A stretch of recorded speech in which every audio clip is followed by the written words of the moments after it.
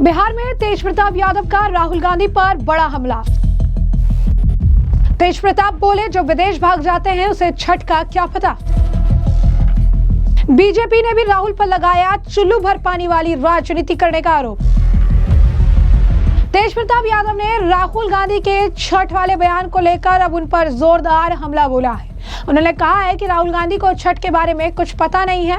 बता दें आपको कि राहुल गांधी ने मुजफ्फरपुर की एक रैली में कहा था कि पीएम नरेंद्र मोदी को छठ से कोई मतलब नहीं, अगर आप उनको वोट देंगे तो वो मंच पर आकर भी नाच देंगे। तेज प्रताप से जो पटना एयरपोर्ट पर पहुंचे तो उनसे पत्रकारों द्वारा यही सवाल पूछा गया और ये कहा गया कि राहुल गांधी ने छठ पूजा को लेकर जो बयान दिया है उस पर आपकी क्या राय है। तो उन्होंने प्रतिक्रिया देते हुए ये कहा कि कांग्रेस नेता को छठ के बारे में कुछ नहीं पता है। कौन ड्रामा, राहुल गांधी को छठ के बारे में क्या पता है, कभी छठ किए हैं। उन्होंने ये भी कहा कि राहुल की विदेश यात्रा पर जो है वो उन्होंने टिप्पणी करते हुए कहा कि जो आदमी हमेशा विदेश भाग जाता हो उसको छठ की क्या जानकारी होगी। कभी राहुल छठ किए नहीं और छठ के बारे में बोल रहे हैं, उनको कुछ पता ही नहीं है। जरा सुनिए क्या कुछ कहा तेज प्रताप यादव ने। कौन बोला है? राहुल गांधी कह रहे हैं कि छठ पूजा के नाम पर ड्रामा करते हैं प्रधानमंत्री नरेंद्र मोदी। कौन ड्रामा? राहुल गांधी जी को क्या पता है छठ पर्व के बारे में? राहुल गांधी जी छठ किए हैं, जो छठ के बारे में बोल रहे हैं उनको कुछ पता है राहुल गांधी जी को? जो आदमी विदेश भाग जाता हो उसको छठ पर्व का क्या नॉलेज? मुकेश सहनी कह रहे हैं कि तेज प्रताप कौन है हम नहीं जानते। ये कौन, किसका नाम लिया आप? किसका नाम ले रहे हैं? अरे किस आदमी का नाम ले रहे हैं हम ये जानना चाहते हैं। से उप मुख्यमंत्री के प्रत्याशी ना, हम नहीं जानते इस व्यक्ति क्या माहौल।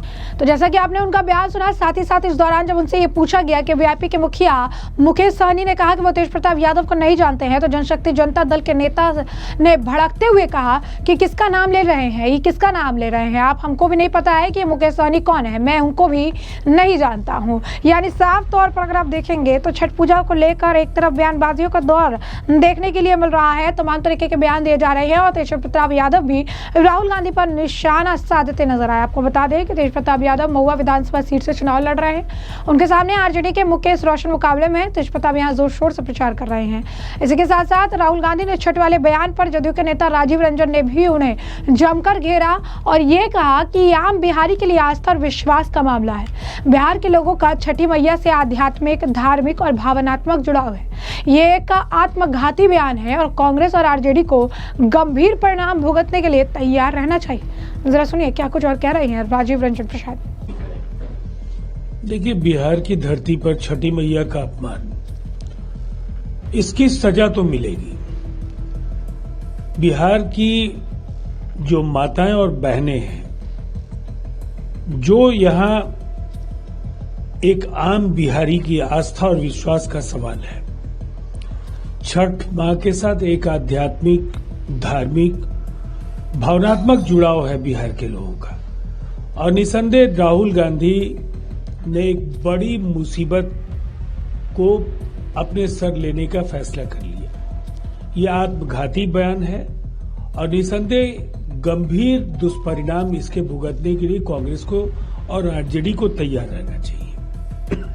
तो जैसा कि आपने उनका बयान सुना, साथ ही साथ आपको बता दें कि राहुल गांधी के छठ पूजा को लेकर दिए गए बयान पर दिल्ली के मंत्री कपिल मिश्रा ने भी उन पर निशाना साधा और ये कहा कि वह चुल्लू भर पानी में डूबने वाली राजनीति कर रहे हैं। उन्हें यमुना मैया क्या जो है समझ आएगी। उन्होंने कहा कि राहुल गांधी को छठ पूजा करने आना चाहिए था।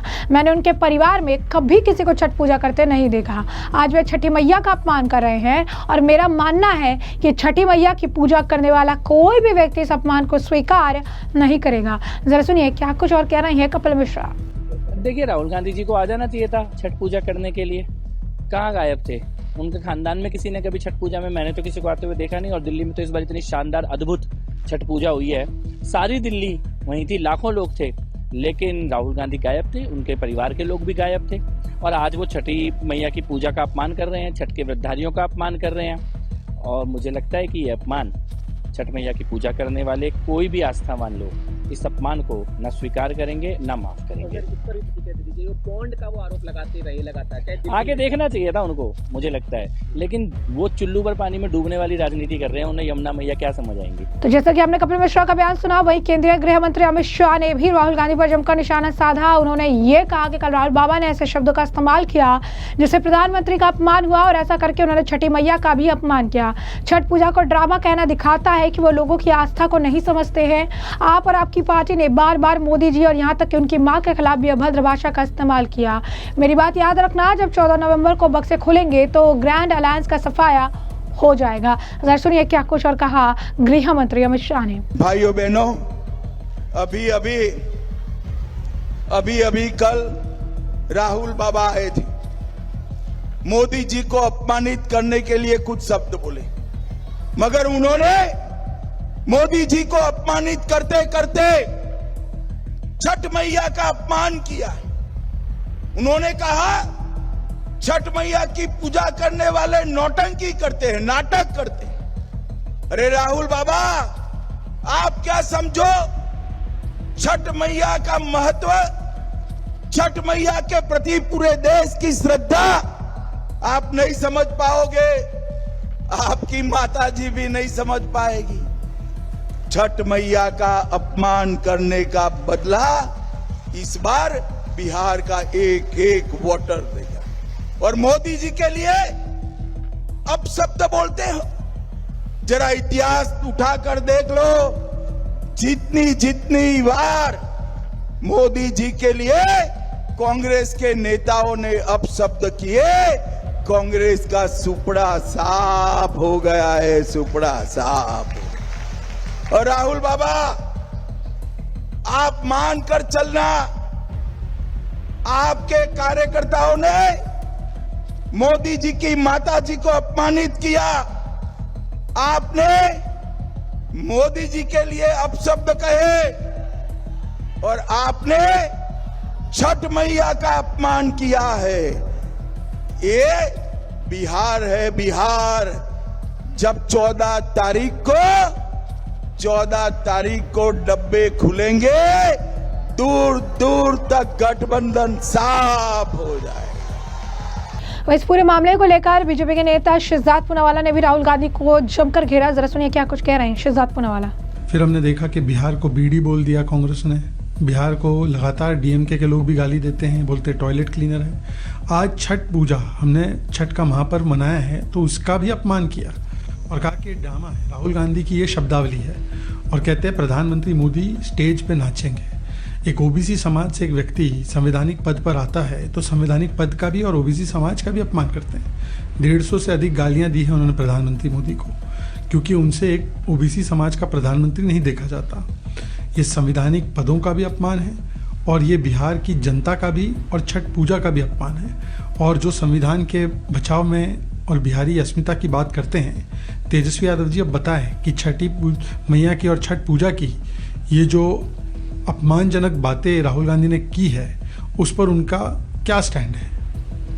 तो जैसा कि आपने सुना कि शहजाद पूनावाला ने भी राहुल गांधी पर निशाना साधा और ये कहा कि इनके शब्दों की जो जिस तरीके के भाषा का ये प्रयोग करते हैं, जिस तरीके की चीज़ें कहते हैं, अब आप जनता ये समझ चुकी है कि कांग्रेस का चल चरित्र क्या है। वो इस तरीके के बयान क्यों देते हैं, प्रधानमंत्री का अपमान करते हैं, छठी मैया का अपमान करते हैं। और जो लोग भी इस व्रत को करते हैं, इतने आप कह सकते भक्ति भाव में विभोर होकर जो है सारे कामों को करते हैं, ऐसे लोग, छठ मैया को मानने वाले लोग राहुल गांधी को बिल्कुल भी जो है माफ नहीं करेंगे।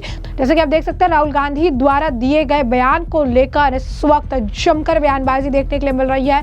लगातार राहुल गांधी को ट्रोल किया जा रहा है, उनके बयान को लेकर छठ मैया का अपमान बताया जा रहा है और ये भी कहा जा रहा है कि राहुल गांधी का ये बयान उनके ऊपर ही भारी पड़ेगा, उनकी पार्टी को भारी पड़ेगा और इस बिहार चुनाव में राहुल गांधी का सफाया हो जाएगा। क्योंकि छठ मैया का ये पर्व बिहारियों के लिए सिर्फ एक पर्व नहीं, महापर्व है, इमोशन है, उनका जुड़ाव है, आध्यात्मिक जुड़ाव है, मन से जुड़ा हुआ है। ऐसे में राहुल गांधी द्वारा इस तरीके से इस महापर्व को ड्रामा कहना और इसके बाद प्रधानमंत्री नरेंद्र मोदी के लिए एक बार फिर से आपत्तिजनक शब्दों का इस्तेमाल करना उन्हें इस चुनाव में काफी ज्यादा नुकसान पहुंचाता नजर आ रहा है। तो ऐसे में हमने आपको जो पूरा मामला है ये बड़े विस्तार से बताया कि ये पूरा मामला क्या है। तमाम नेताओं के आपने बयान सुने हैं। आपने ये भी सुना कि तेज प्रताप यादव ने साफ तौर पर कहा कि जो व्यक्ति विदेश भाग जाता हो, जिसने कभी छठ किया ही नहीं हो, आखिर उसे छठ माँ के बारे में या छठ पूजा के बारे में क्या जानकारी है। और ऐसे में अब इस पूरे मामले पर आपकी भी जो राय हो हमें कमेंट सेक्शन में कमेंट करके जरूर से जरूर साझा करिएगा।